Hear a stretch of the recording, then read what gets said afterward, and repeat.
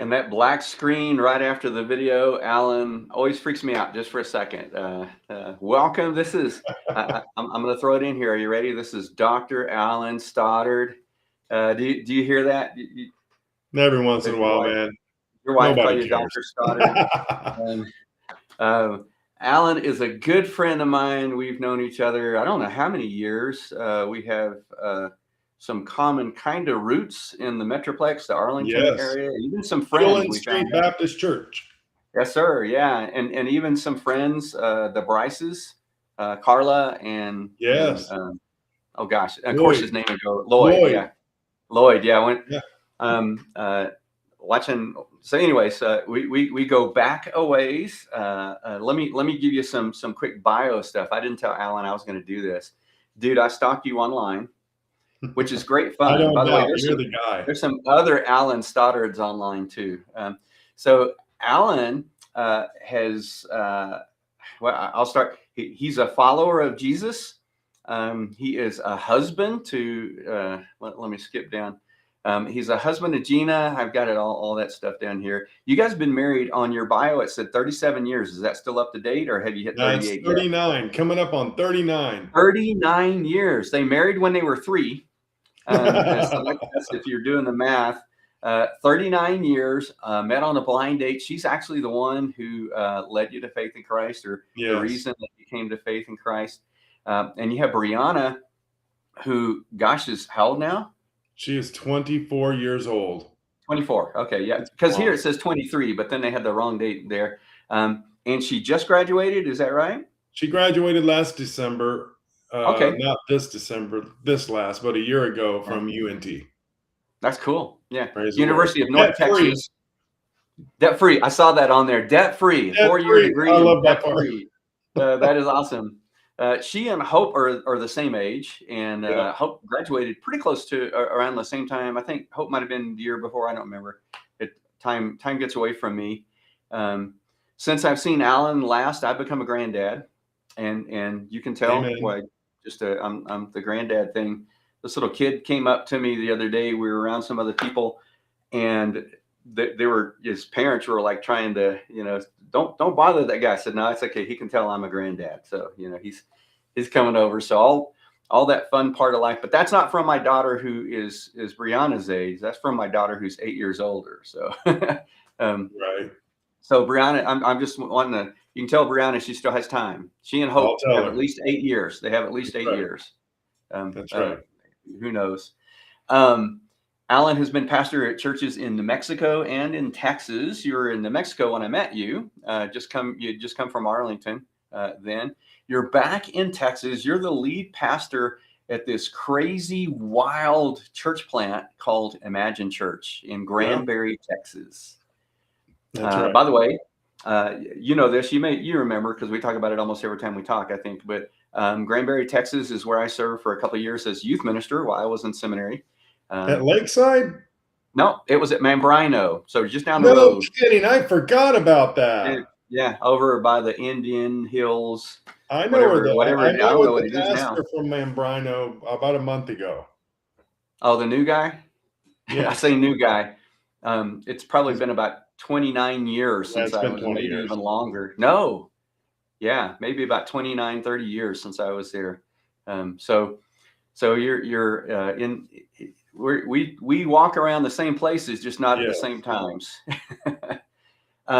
Alan went to Southwestern, got his Master's of Divinity, and then went to Gordon Conwell and got his Doctorate of Ministry. And do I remember right that your dissertation was small groups? Yes, it's sermon-based small groups. Sermon-based small groups. What a coinky-dink that I have you on. I'm excited. Actually, yeah, Alan is a small groups guru, the small groups guy. So glad to have you on. First of all, it's just fun talking with you. We got a chance to catch up a little bit before. I didn't mention when we first started, I was going to, this is recorded because I'll be traveling on Friday, but did not want to miss this with you because this is one, when I started talking about bringing people on Fridays, I said, man, I got to get Alan there when we're talking about small groups. So we're going through a series on Sunday mornings And this is kind of my version of our sermon-based small group, sermon-based devotions, unpacking. That's great. Yeah, I love that. And so what we're talking about is the ABCs of Summit. We have a lot of new people in our church, and I thought it'd be great for us to start off the year on the same page. So the A is attend at least twice a month. And we talked about that Sunday before last, whatever day today. Today's Tuesday, is that right? Yep. Those of an age will know this. If it's Tuesday, this must be Belgium. Look it up. Anyhow, it's an old movie.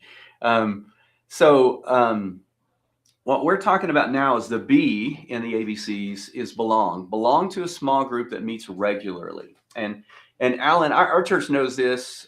This is something that I've been wanting. You and I have had these talks since almost probably the day I met you about the importance of small groups, and that's what I want us to talk about a little bit here in just a minute. But here's the big idea that we used on Sunday morning to kind of flesh this out, go through and flesh it out. The big idea is this. It's not deep. It's just things like this help me remember.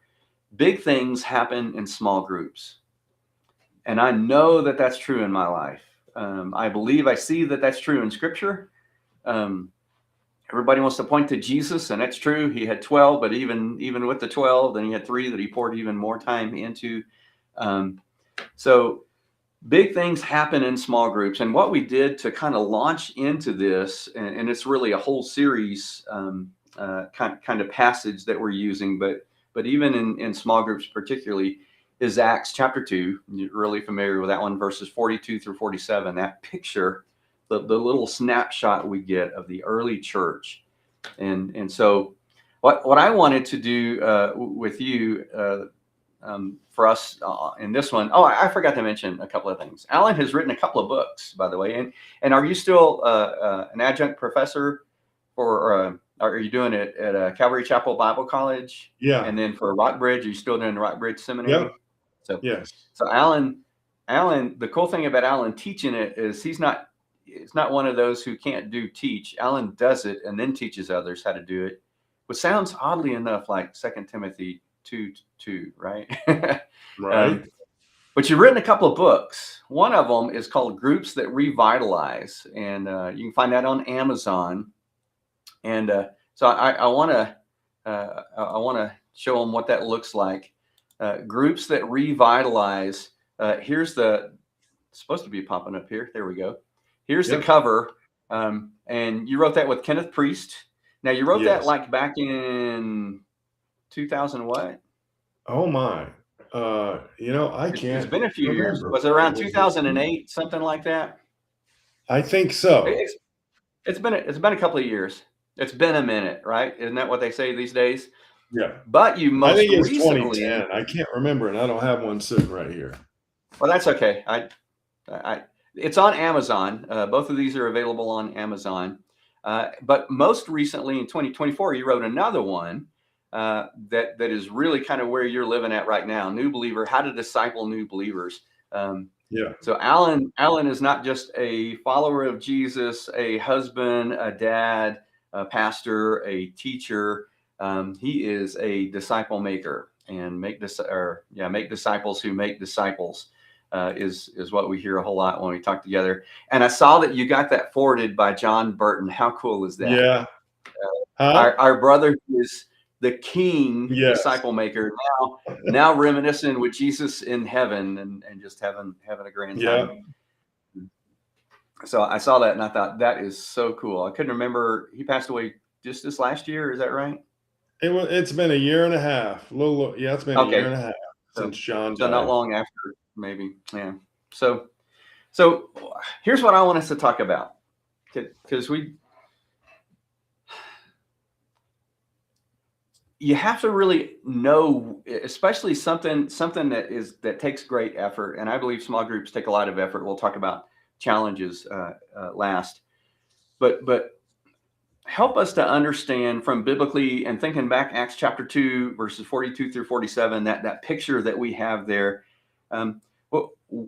why are small groups important? Why would you say that small groups are important? And this is the small group guy here. You even got to go, Larry Osborne, who wrote Sticky Church, about sermon-based small groups. You actually got to go talk with him when you were doing your dissertation, right? Yes.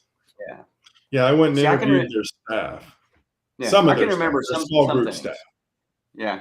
So why would you say, if you were trying to convince, maybe the folks in your church are just trying to convince people the importance of small groups, why would you say that small groups were important?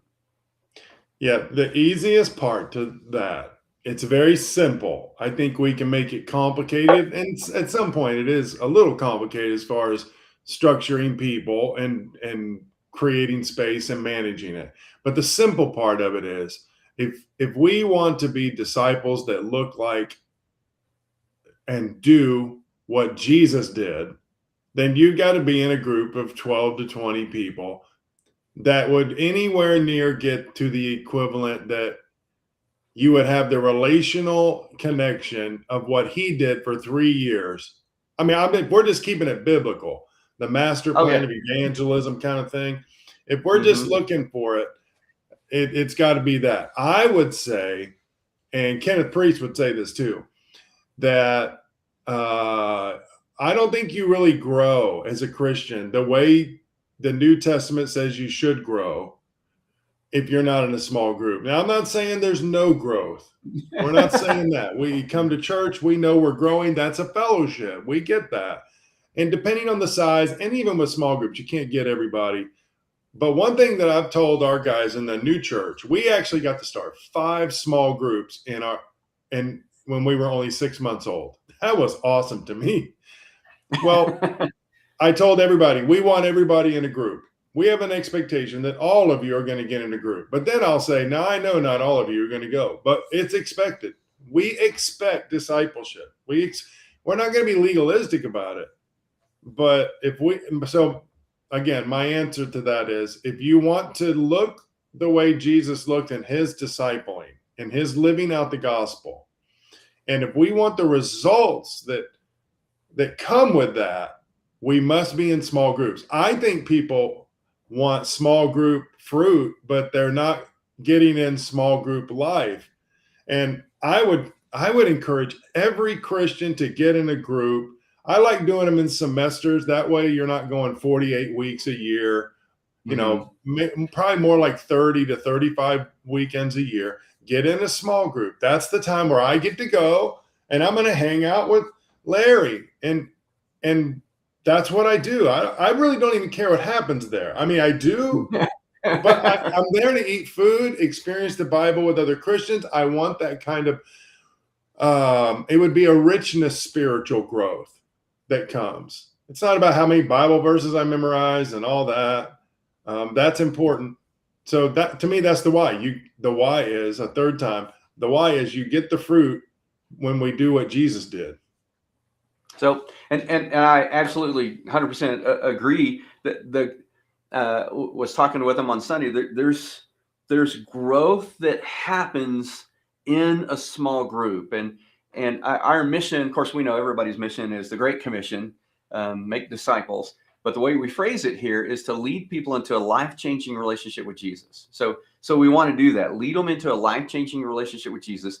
I want you to be in a life-changing relationship with Jesus, whether you, like me, have walked with the Lord over 40 years, or whether you met the Lord last week, or whether you are just kind of new to all this and you're checking it out. What I want for everybody is that they're in a life-changing relationship with Jesus. The best way that I can see to do that, our strategy, we say, is invest, invite, and do life through Christ. So we invest in people's lives, invite them along this journey with us, and then do life together. And it's that life on life connection. The more I hang out with you, the stronger our relationship is, the more you can press in to stuff with me, and the more I can press into stuff with you. And the more God uses us together, because either one of us alone could get weird. Now, right? Right. I think together we could probably be a little bit weird, but that's why we need more. We need more than 2. Yeah. So it's that life on life connection and growth. Here's the way you put it in your book. You almost quoted a piece of your book right there, that the expectation is that everyone be involved in a small group, even though the realization is not everyone will, but you're expected That's to. right. So you talk about in one little section, and oh my goodness, I touched my phone, but you're talking about the small group as a place for discipleship, and that's really where we're getting at that. I think making disciples, that doesn't happen from the pulpit on Sunday morning. Now there are so many things we can do. You mentioned it, as we attend, as we worship together. Man, are we encouraged to see God's people. There's that excitement that brings, that unity, the togetherness, which we call the church, and that's awesome on the Sunday morning. But man, it's at 2 a.m. That those other connections are so important. You're not going to call someone at 2 a.m. that you just happen to, is an acquaintance at church and you just happen to see them there. The person you call at 2 a.m. is the person that you have those deep connections with. And that leads me into the second thing. What are some benefits of being in a small group? Yeah, the benefits will be relational, building authentic relationships. Where I was just thinking while you were talking, sometimes that deep you're talking about, I think I would use the word authentic instead. Not that it's not deep, but meaningful, authentic relationships where you feel open to be who you are. Even if you're aggravating, even if you got, when you get in a small group, it can get aggravating. I mean, can you imagine 3 years, 12 to 20 people, and they just hung out, and I'm sure they took breaks, but for 3 years they were a small group, and I'm sure that they rubbed each other wrong, but we don't find that they really ever quit. They had some lulls. So relationship, and for you and I, it would be easy. We're fine. We could never go to a small group again. You and I are fine. But we wouldn't be good with that, because we in the back of our head, we'd be going, it's not good, because we know we're supposed to be in that community too. You don't stop growing. But what about the person who's never been in a small group, comes to Summit Church, and that person needs, whether that person knows it or not, that person needs to eat food with people. That's what I call relationship. A lot can happen around food. Now, you and I are, we're Baptistic. We're going to do some Amen. potlucks. The other one would be knowledge. And I would say in small groups, you're going to benefit spiritually, relationally, and then spiritual growth in knowledge. And it will be an experiential knowledge. So there's going to be a teaching component to it, but there's going to be a discussion component to it. And that discussion is where I can tell where you are with the Lord. Now, I'm not going to tell you all that up front, but if I'm leading the group, I want to hear you talk. Mm-hmm. I can't know where you are in discipling. I want to know that you're growing. It's a way for you to say, I'm here, I'm enjoying the fellowship, and I'm taking the content somewhat serious, and I want to make contributions. I'll give you a real quick story. When we were at Cornerstone Baptist Church, that church with Dwight McKissick, and I led this small group, and it ended up being a huge Sunday school class. But I always like to keep it discussion. I don't like classes that are lecture only. I don't think that helps. I'm not saying don't teach, but definitely. No. I hear you. Yeah. Conversation. This one kid, I can't remember his name, but I remember he was fly, man. He dressed good. He was good looking. All the girls loved him. He had like little dreads. He didn't say a word. And one day he raised his hand and he goes, "Can I say something?" I was like, well, I about fell out of my seat. He was like, in a group of about 50, he said, "I just want everyone to know I like coming to this group, and I'm learning things in this group." Now, when he said that, inside, I was going, yeah, yes. I was like, yes, man, that's why we do this, because we want him to get in here. And so maybe a way to say it is, the benefit is we create space for spiritual growth. And when you see spiritual growth happen, it's exciting. It's exciting. And relationship and knowledge one of the benefits also being in a making disciples. The question will be this: do we believe disciples are made in small groups?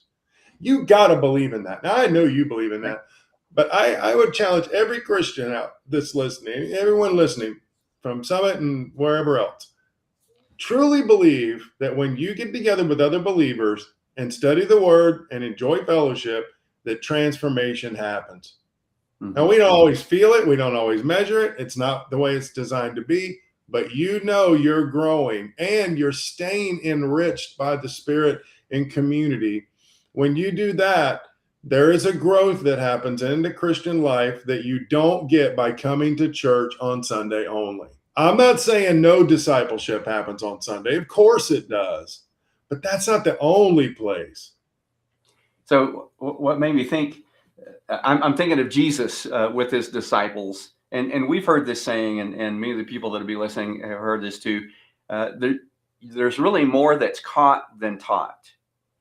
And, Yes. and it's in the process of doing life together. There are going to be some lessons, some things that you learn. And your guy, that raised his hand who never said anything, he was sitting around taking it in. Yeah. And it wasn't, he couldn't do that from a lecture. You know what I mean? He's not just listening, on Sunday. We hear the pastor proclaim, it's the proclamation of the word. We hear that. So he's not just doing that, but week after week, he's watching people's lives. He's watching them interact with one another. He's listening to the things that they're saying. And so dude was just catching a lot of stuff. He was. And that's a huge benefit of those life on life connections, doing life together, like Jesus and the 12. Watch the way Jesus taught. He'd be walking along and he'd say, "Hey, you see those people over there harvesting, right? Yeah, I tell you, it's not 4 months until the harvest. Look right now, the Samaritan woman coming. The harvest is ready, Yeah. And so those kind of things. Here's another benefit that I can see in small groups, and there's so many, probably more than we could ever mention. And then we need to hit the third one. But it's that I hate to use this. I used it on Sunday, so I'll use it again here. It's kind of that atmosphere. You said create space. It's kind of that atmosphere of that TV series Cheers. Yeah, you remember that? Yeah. Everybody knew your name. Yeah. They knew when you were there. known. If you didn't show up, they're gonna come looking for you. What happened? And of course, you and I know this. In almost every town, there's a place where the guys go and drink coffee. And man, if somebody doesn't show up, they're calling. Hey, what are you? Or they'll tell people, hey, look, I'm going to be out of town next week. It's that connection that, look, I know that I belong. I know that I'm wanted. I know that I'm missed when I'm not here. I'm a part of a group. You know what I mean? And that's really what church is about. We're only the church when we're together. If you go off in a cabin out in the woods, Alan Stoddard is not the church. In fact, at that point, it's hard to say he's a member of the church, because you're a believer. You might be a follower of Jesus, but it's only when we're together really that we're the church. And that's when we can, you mentioned in your book, doing service projects together, and those kind of things. It's really just kind of being a little mini version of the church. You know what I mean? And for big churches, you've been in big churches. For big churches, the thing you have to think about is the bigger you are, the smaller you have to feel.